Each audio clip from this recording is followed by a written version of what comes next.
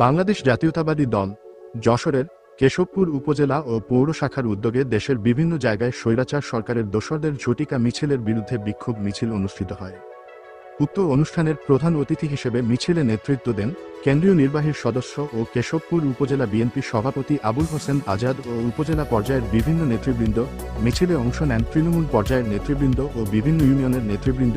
মিছিলে তাদের স্লোগান ছিল হই হই রই রই ছাত্রলীগ গেলি কই, হই হই রই রই আওয়ামী লীগ তোরা গেলি কই, কেশবপুরের মাটি বিএনপি ঘাঁটি, কেশবপুরের মাটি আজাদ ভাইয়ের ঘাঁটি। মিছিলটি নিয়ে তারা শহরের প্রধান সড়ক প্রদক্ষিণ করে।